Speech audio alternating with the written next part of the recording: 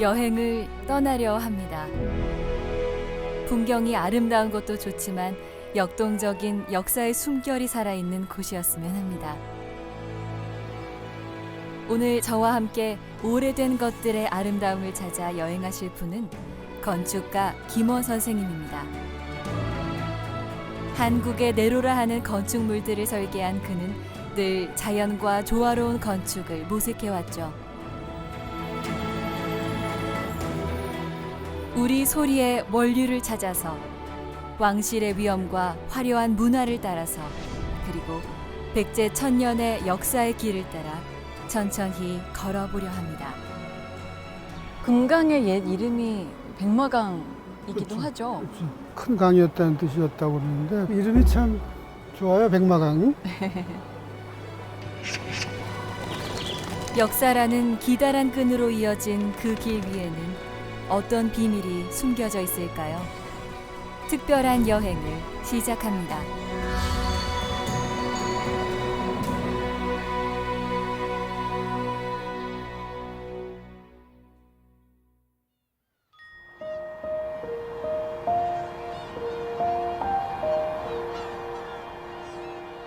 서해 갯벌로 흘러드는 강물이 바다와 만나는 곳, 고창 주진천입니다. 바닷물이 들고 나는 이 찰진 땅은 숱한 생명을 거느린 넉넉한 대지죠. 다양한 농도의 염분이 섞여 있어 갯벌 생물이 살아가기에 적합합니다. 저기 다닌다. 네. 오, 저기 다닌다. 구멍이 뻥뻥 뚫린 데가 많은데 뭔가 움직이는 데를 자세하게 보면은 개들이 이렇게 다니는데요. 수천 년의 퇴적지로 추정되는 서해 갯벌. 그 오랜 시간 바다와 바람은 흙을 실어 나르며 이 땅을 키워냈습니다.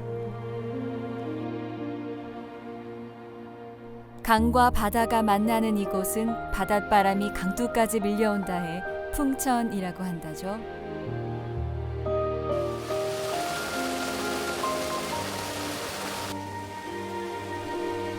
풍천, 강물과 바닷물이 섞이는 바로 그 지형적인 특징 때문에 이곳엔 꽤나 유명한 특산물이 자라죠. 많이 잡히세요. 안 들리나 봐. 많이 잡히세요. 몇 마리 잡혔네요. 나 좀 구경 좀 시켜주세요.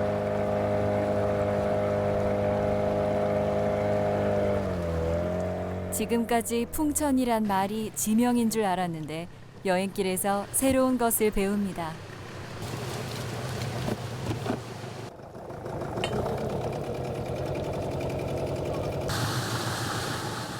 바다가 얼마나 내어줄지는 아무도 모르는 일. 어부에겐 그물을 끌어올리는 이때가 가장 설레는 시간일 겁니다. 인공산란이 불가능한 장어는 실뱀장어를 잡아다 키웁니다. 오, 나가봐. 이거 몇 년이나 키우면 이렇게 돼요? 겨울수는 한 6개월에서 한 8개월 정도면 다 성장을 해요. 자연산 장어는 먼 바다에서 태어난 치어가 한 번도 와보지 못한 어미의 땅을 찾아오는 거라고 하는데요. 강을 거슬러 왔을 어린 치어의 긴 여정은 생각만 해도 경이롭습니다. 대가리. 아이고. 토실토실하고 힘도 되게 좋아 보여요. 그렇죠? 와.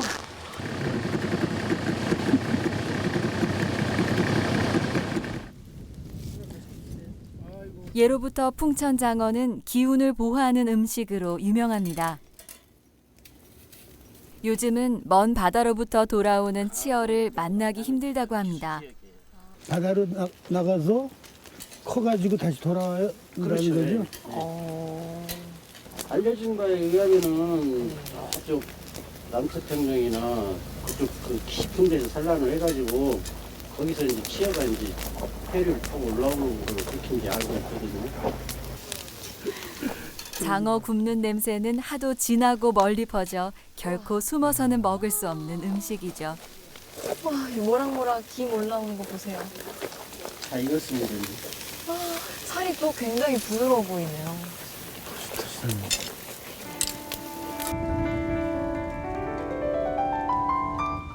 깻잎 싸서 드시고. 예로부터 풍천 장어는 귀한 음식으로 유명합니다.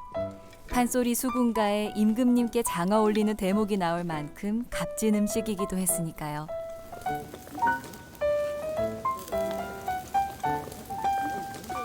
너무 맛있고요. 이 깻잎이랑 소금의 식감까지 같이 이 조화가 정말 좋네요. 바람 솔솔 불고 아주 응? 기가 막히다.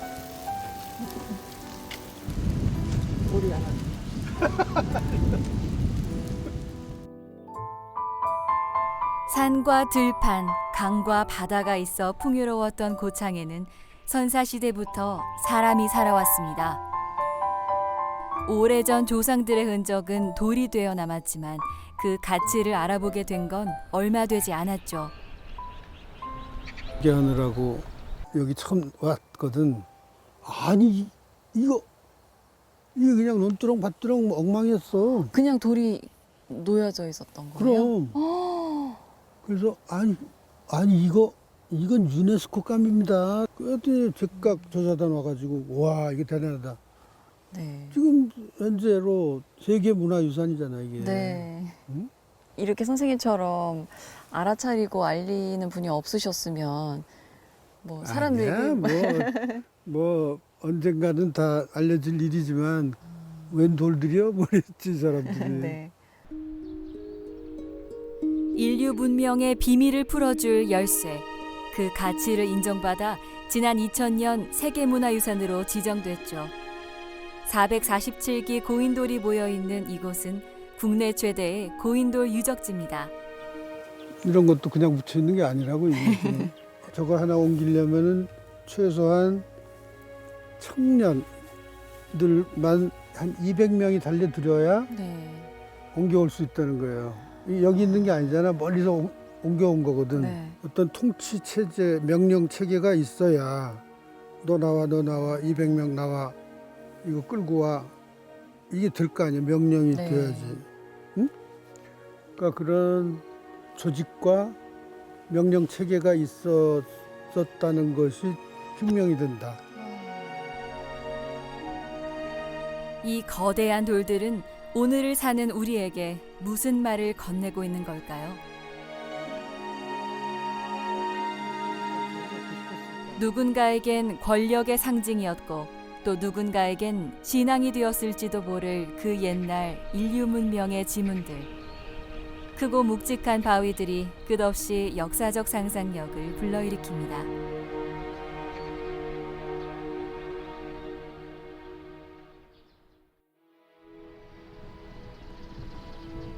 풍요로운 땅 위에 풍부한 역사를 축적해온 고창은 문학의 산실이기도 합니다. 바로 이곳에 김원 선생님의 작품이 있죠. 하루 처음 왔을 때 보니까 아주 시골 초등학교 있잖아요. 이렇게 네. 저 학교 건물이 보이잖아요. 있다. 분교에다가 지으셨어요? 분교, 선운 분교인가 아주 조그만 폐교된 거야. 소요산 아래 아담한 서정주 문학관입니다. 이곳은 바닷바람과 산바람이 만나는 길목에 서 있습니다.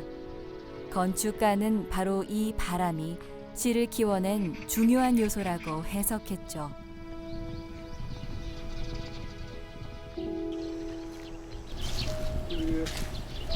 아까 말한 대로 그 마감 재료를 그냥 콘크리트로 놔두고 언젠가는 담쟁이가 다 둘러싸게 하자.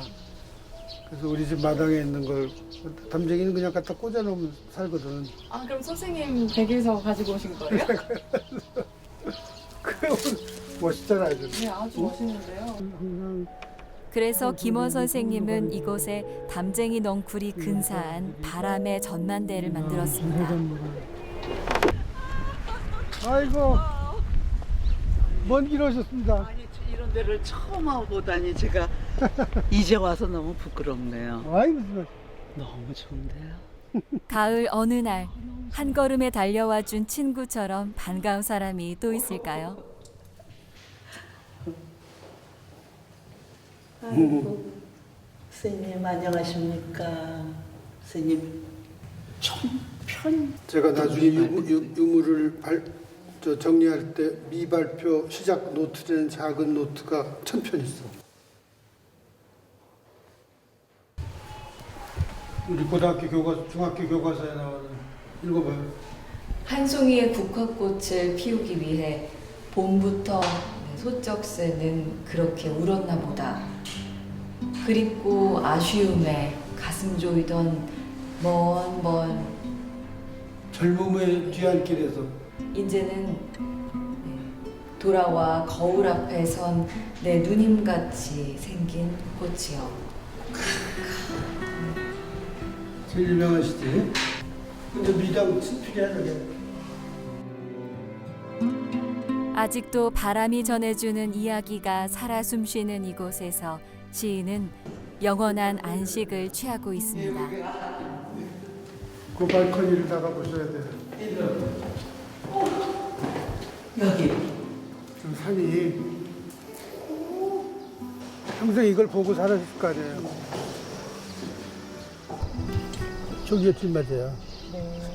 아, 저게 서울로 가는 길이다. 이 시인은 맨날 그것만 쳐다보는 거예요. 그래서 질맞이의 신화라는 시가 나온 거겠죠.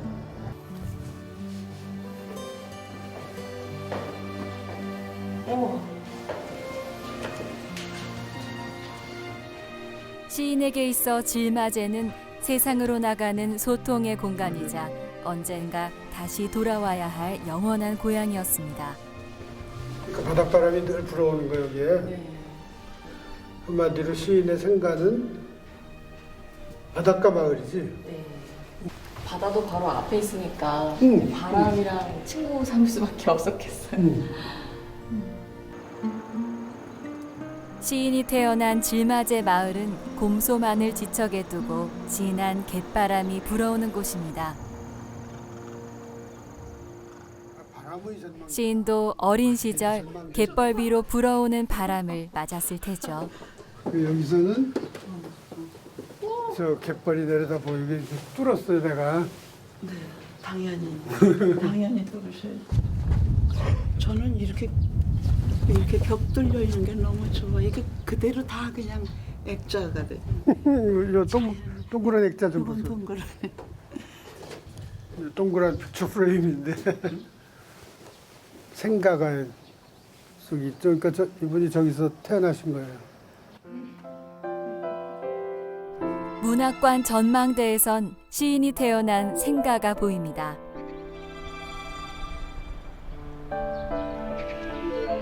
이곳에서 유년 시절을 보냈던 시인은 가난과 결핍 속에 성장해야 했습니다. 미당은 15살 이후 고향을 떠나 바람처럼 방랑하며 소년기를 지냈죠. 그가 시인으로서 성장할 수 있었던 건 방랑, 즉 바람에 의한 것이었습니다. 이곳 고창은 풍류의 고장으로도 유명합니다.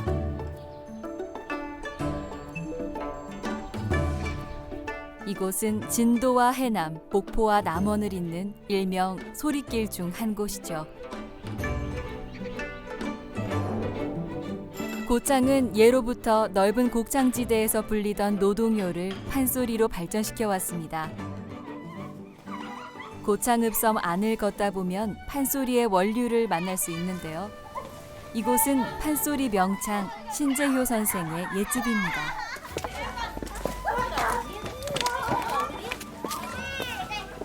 얘들아, 안녕. 안녕. 반갑습니다. 와, 부채 하나씩 다 들고 있는데 뭐 하는 친구들이에요? 판소리 한번 들어볼 수 있을까요?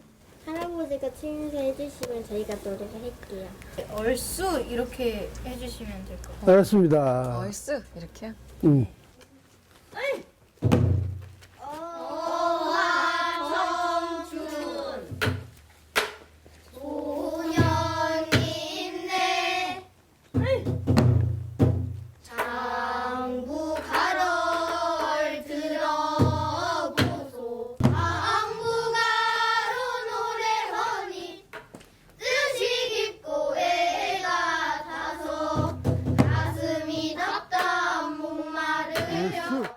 우리 소리의 구성진 가락이 자연스럽게 세대와 세대를 넘어 이어지고 있습니다. 얼쑤.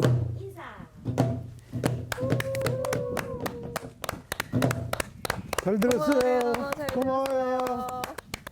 아, 잘한다. 150년 전 신재효의 제자들도 이 마당에서 소리를 했을 겁니다. 신재호 선생의 제자의 제자들이야, 그지? 신재호 선생님에 대해서 아는 거 한번 들어보자. 할아버지는 몰라서 물어보는 거야. 신재호 선생이 어떤 분이야? 신재 선생님이요? 신재 선생님은 여성마당 집대를 하셨고 고창에 판소리 학교를 만들었어요. 그분이 안 계셨으면 이게 다 없었을런지도 몰라. 그지? 참 훌륭한 분이다. 어떻게 하다가 이렇게 판소리를 하게 된 거예요? 저는 엄마한테 끌려왔어요. 엄마한테 끌려온 지 얼마나 됐어? 저는 1년 안 됐대. 1년씩이나 됐어. 그래도 끌려와서 배웠는데 어때요? 생각보다 재밌어. 오, 다행이다. 다행이다. 엄마가 생각 잘하셨다. 응? 이 오래된 집은 옛날부터 지금까지 소리를 품고 있는 셈입니다. 이게 이제 신재호 선생이 판소리를 애들한테 가르치는 장면이구나. 신재효는 수많은 명창들을 키워내며 서편제와 동편제 양쪽에 두루 영향을 미친 것으로 알려져 있습니다. 소리꾼을 키워내던 집에는 아직도 그때의 운치가 남아있죠. 여기 봐요. 백일홍. 아까 입구에 그 거대한 느티나무. 네. 그런 식으로 오래된 집에는 이렇게 운치가 있어. 네.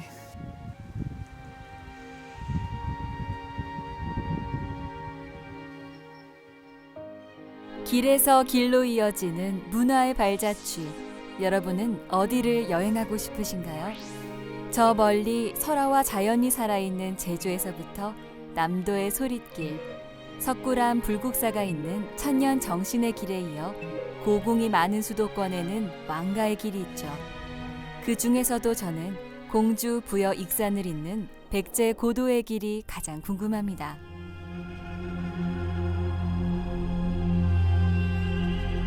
금강을 따라 이어진 성벽. 이곳은 유네스코 세계문화유산 공주 공산성입니다.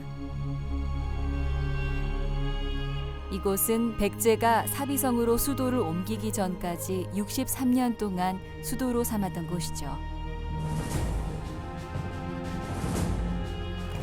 475년 고구려의 장수왕이 한강 이남까지 세력을 넓히면서 당시 백제의 수도였던 한성을 함락시켰습니다.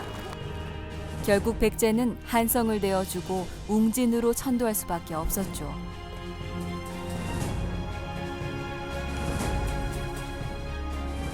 백제는 고구려의 침입을 막기 위해 강과 산으로 둘러싸인 천예의 요새가 필요했습니다. 산 모양이 이렇게 생겨가지고 그 그대로 지형을 따라서 여기 능선을 따라서 돌을 조금만 쌓으면 그 지형을 아주 잘 이용을 해서 손을 덜 들이고도 났단 말이에요.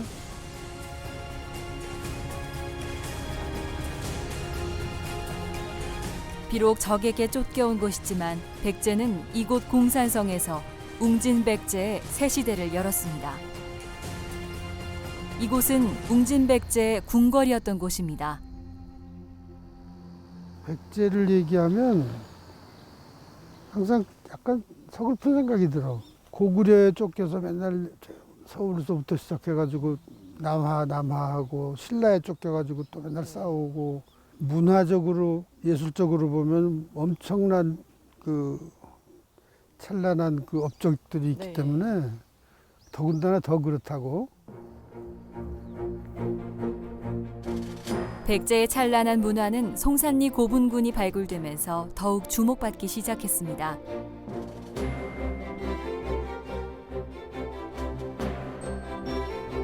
그 중에서도 1971년 배수로 공사 중에 발견된 이 무덤에서는 백제 역사의 가치를 입증할 만한 4,600여 점의 진귀한 유물들이 쏟아져 나왔죠. 무덤의 주인은 백제의 25대 무령왕과 그의 왕비였습니다. 이곳이 왕의 무덤임을 증명이라도 하듯 관 주변에는 다양한 부장품이 함께 묻혀 있었습니다.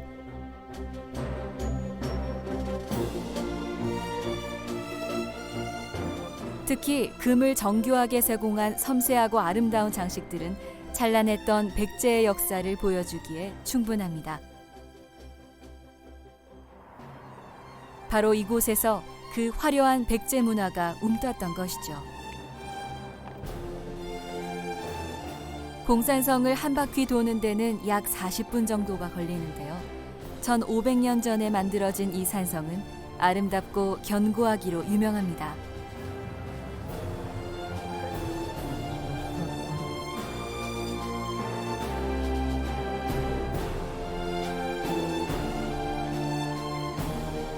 처음 축성될 당시 공산성은 돌로 쌓은 석성이 아닌 흙으로 쌓은 토성이었습니다.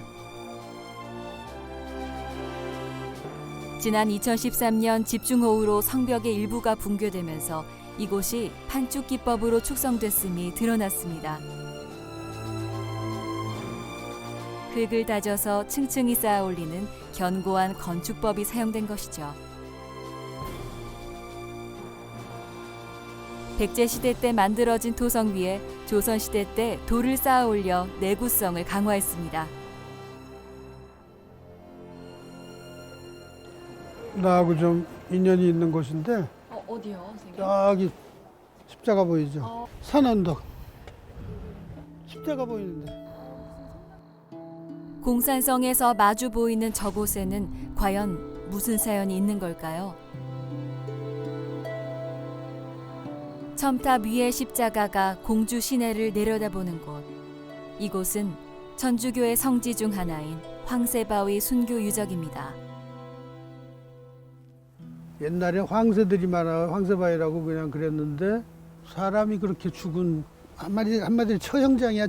처참한 곳이야. 천주교도들을 잡아다가 죽이는 사형장이에요. 이게 정말 엄청난 순교 성지인데 거기 제가 십자가라도 하나 세우고 싶습니다. 근데 돈이 너무 없습니다. 네. 아무리 생각해봐도 그냥 나무 십자가를 갖다 세울 수는 없고 그래서 한 게 경당. 저게 지금 4.5m. 그러니까 세상에 내가 설계한 건물 중에 제일 작은 건물이야. 건축가는 그 암울하고 처참한 순교지에 빛이 쏟아지는 기도실을 만들었습니다. 그리고 여기서 빛이 쏟아지게. 스테인드 글라스를 통과한 빛은 이곳에 뿌려진 순교자의 선혈처럼 붉은 그림자를 남깁니다. 여기서 느끼는 것은 정말로 단순 소박한 기도할 수 있는 방을 만들고 싶었는데 요만한 크기의 방이라는 건 꿇어앉아 기도하기 참 좋은 곳이지. 분위기가. 찬란한 빛이 쏟아지는 기도의 방. 그러나 그 지하로 이어지는 길은 어둡습니다. 터널 같은 긴 통로를 지나면 예수의 무덤을 재현한 지하실이 나오죠. 이 석관은 예수가 부활한 골고다의 동굴 무덤을 상징하는데요. 돌무덤 주변의 벽에는 이곳에서 순교한 사람들의 이름이 빼곡히 새겨져 있습니다. 추서방, 이서방, 김서방 이름 모르는 서방들만 이름도 안 물어본 채로 그냥 다 죽여버린 거야. 박베드로 50세와 황새바위에서 처형이 있는 날이면 맞은편 공산성에서는 흰옷을 입고 구경 나온 사람들이 흰 물결을 잃었다고 합니다. 기도의 방 앞에는 12개의 돌이 서 있는데요. 사람들이 이걸 더 좋아해. 이 건축가가 참 창피한 얘기야. 어? 사람들이 저거보다 이게 훨씬 훌륭하대. 아까 회장님이 갖다 놓은 네. 돌들이야. 근데 뭐 키도 크고 작고 뭐 응? 이 써먹을 데가 없는 거야 도무지. 계단을 놓기도 너무 거칠어. 네. 이걸 여기다 세우자. 뭐 기순대로 세우지도 말고 그냥 순서 없이 세우자. 그 세웠어. 이야, 그랬더니 그 다음부터는 사람들이 이걸 보고 12사도를 상징하는 거야. 마침 돌이 12개니까요.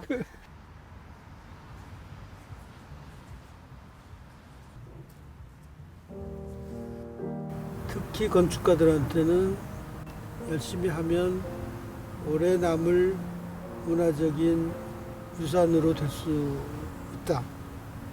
그런 책임감, 또 자부심. 나를 모르는 사람들도 그 건물을 보고 그거 참 좋은데?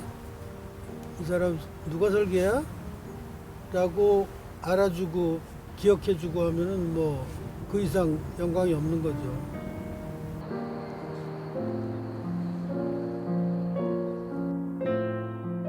1500년의 역사를 지탱해온 내공. 그 역사의 무게만큼이나 공산성의 위용은 당당하고 기품이 있습니다. 이 앞으로 흘렀던 금강의 물줄기는 다시 천년을 열어갈 미래로 흐릅니다.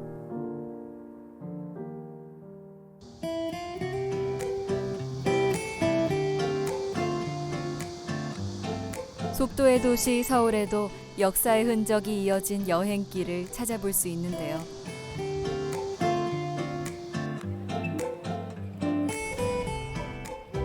서울의 궁궐들과 광주의 남한산성, 수원화성을 연결하는 왕가의 길이죠. 무엇보다 서울은 고궁이 아름답죠. 고창 여행을 함께했던 연극 배우 박정자 선생님을 다시 만났습니다. 단풍도 색깔별로 알록달록하게 너무 아름다워. 어떤 화가가 이렇게 칠을 할 수 있을까? 어떻게 지내셨어요? 나 전천후예요. 그동안에 해경궁 공연 꿈속에선 다정하였네를 공연했고, 그래서 이 공연을 나는 앞으로도 계속, 난 정말 경춘전 앞에서 하고 싶어. 뭔가를 하고 싶다고 자신 있게 말하는 열정이 존경스럽습니다. 경춘전은 이곳 창경궁 안에 있죠. 해경궁 홍씨가 아들 정조를 낳은 곳이자 한중록을 집필한 곳이기도 합니다. 그동안 창경궁을 어려서부터 그렇게 많이 왔어도 내가 해경궁을 알기 전에는 이 경춘전을 알 수가 없었어요. 너무 감개무량하고 내가 너무 늦게 오지 않았나 그런 생각이 듭니다. 눈물이 나네.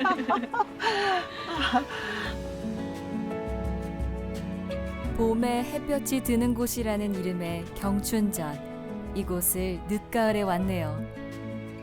이곳에서 살았던 해경궁 홍씨의 삶 또한 봄날 같지만은 않았다고 한중록은 증언합니다. 그날 임오년 윤오월 바로 그날 사도세자가 뒤지 속에서 엿새 동안 버티다가 돌아가시던 날이에요. 한중록에 보면 정오쯤에 경춘전 지붕 위로 까치들이 정말 무수히 내려 앉아서 울고 갔다. 영조 20년 갑자년 정월 홀예를 올리니 내 남편 경모궁 죽은 후에는 사도세자라 불리는 사람. 아버지 앞에 납작 엎드린 아들, 죄 지은 사람처럼 떨고 있는 아들. 해경궁은 한중록에서 그렇게 회고하고 있어요. 그 해경궁이 살았던 경춘전. 여기서 이곳 창경궁에는 박정자 선생님과 인연이 있는 또 다른 공간이 있죠.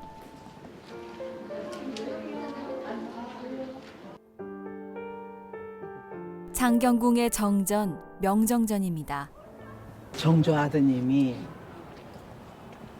어머니 회가변을 해드리는 거예요. 그걸 여기서 내가 이틀을 공연을 했어요. 내가 해경궁이 돼가지고 잔치상이 여기서부터 저 끝까지야. 우와. 잔치상이 회가변.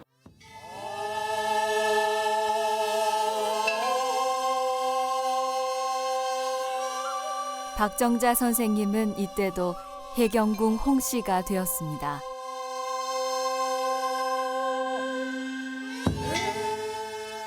고증을 통해 250년 전 해경궁 홍씨의 회가변을 5년 전에 재현한 건데요.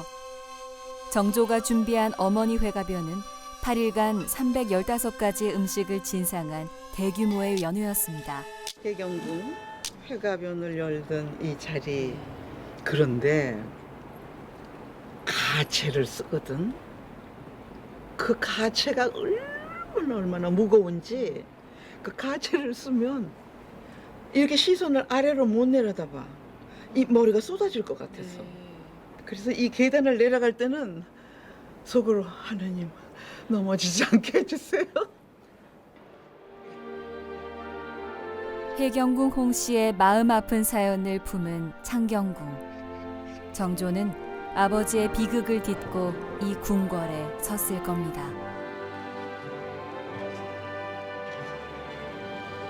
그 아들이 그야말로 조선을 대표하는 정말 개혁 군주였고 그리고 성군이었잖아. 정말. 그래서 이렇게 보면 조선의 이걸 볼 때 르네상스를 이야기할 수 있다는데 세종대왕 때 르네상스가 있었고 영정조 때 또 르네상스가 있었다. 그 정조 아드님이 얼마나 효자야. 아버지를 그렇게 잃었으니까 어머니한테 더 많은 효도를 했고 그리고 행궁행차라는 것도 그 아버님 묘소에 가는 거거든. 백성들의 그런 그 어려움을 더 많이 들으려고 항상 귀를 이렇게 열고 있었고 그 수원으로 갈 때 백성들이 너나 없이 다 앞으로 나오려고 애를 썼대. 그러면 가끔 가다가 정조가 어가를 멈추고 그들의 이야기를 들었다는 거야. 행차에 나선 정조의 행렬은 이곳 장안문을 통해 수원으로 입성했습니다. 수원의 성문들은 특별히 옹성 구조를 갖는 게 특징이죠. 와, 선생님, 이 장안문 현판을 따라서 들어왔는데 이런 구조물도 있네요. 이런 걸 이제 옹성이라고 그러죠. 장안문을 적으로부터 이제 문을 보호해야 되니까 옹성이라는 형식으로 문을 이렇게 둘러싸서 바로 적이 들어오지 못하도록 공격하기 쉽게 만드는 이런 장치가 필요한 거죠. 수원 화성은 1997년에 유네스코 세계문화유산이 되었습니다. 정조가 직접 아이디어를 내서 만든 서부 공심돈. 이곳은 군사시설임에도 불구하고 곡선을 살린 건축 미학이 살아있습니다. 정조가 자랑스럽게 여기던 건축물이기도 하죠. 정조는 화성을 축성할 당시 미려함, 아름다움은 적에게 두려움을 준다고 강조했다고 합니다. 그런 정조의 디자인 철학이 가장 잘 드러난 곳이 이곳 방화수류정이죠. 이곳은 사실 동북강루라 불리는 전투 지휘소입니다.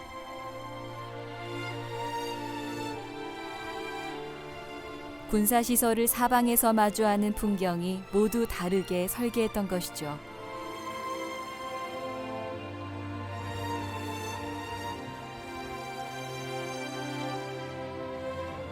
수원 화성에는 3세기 전 새로운 도시를 꿈꾸던 군주의 열망이 깃들어 있습니다. 계몽군주로서뿐만 아니라 한 인간으로서 하나의 이상도시를 만들겠다는 꿈을 여기다가 이제 펼친 거죠. 요즘 신도시를 만드는 개념하고 거의 똑같아요. 도시를 만들기 위해서 체제공이라는 그 영의정을 화성 성역 도감으로 임명을 해요. 그것을 기술적으로 서포트하기 위해서 정약용이라는 걸출한 인문학자를 시켜요. 굉장히 배울 것이 많은 인문학의 최고의 결실이랄까? 그렇게 말할 수 있어요. 정조의 꿈이 담겨 있는 수원 화성에서 우리는 우연히 반가운 소식을 접했습니다. 이곳에서 백건우 피아노 연주회가 열린다고 하네요. 우연히 오랜 친구를 만난 기쁨이 바로 이런 걸 겁니다. 아이고, 정말 책을 어렵게 구했어. 이거구나. 유럽의 유수 도시를 방문했던 음악가에게도 수원은 아름다운 도시죠. 여기야 역사적으로 굉장히 의미가 있는 곳이죠. 근데 그 설명을 좀 자세히 좀 오늘 들으려고 했는데 그 기회를 놓쳤네. 미안합니다.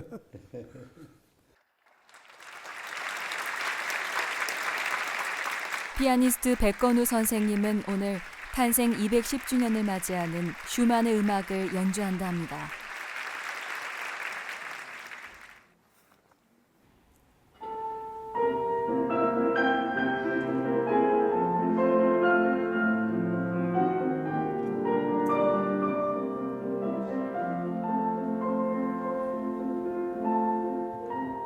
(200여 년 전) 독일 작곡가의 음악이 조선의 200여 년 전 건축물과 너무도 잘 어울리는 밤입니다.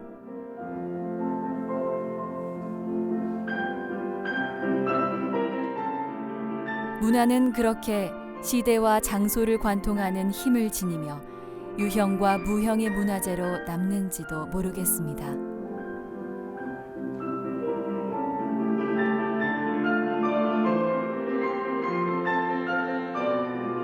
문화라는 것은 물론 문화재라는 어떤 유형의, 무형의 어떤 재료를 통해서 전달되고 존경받고 하는 거겠지만 다음 세대의 사람들이 그 전 시대를 추억할 수 있는 재료로서 문화재라는 것은 정말로 재죠, 재산이야. 역사라는 거대한 나무의 한 줄기에 새겨진 세계의 길을 걸으며 문화유산의 의미를 생각해 봅니다. 단순히 오래된 것이 아니라 과거로부터 와서 미래를 비추는 역사의 선물. 문화재는 우리의 오래된 미래입니다. 수신료의 가치를 실현합니다. 여러분의 KBS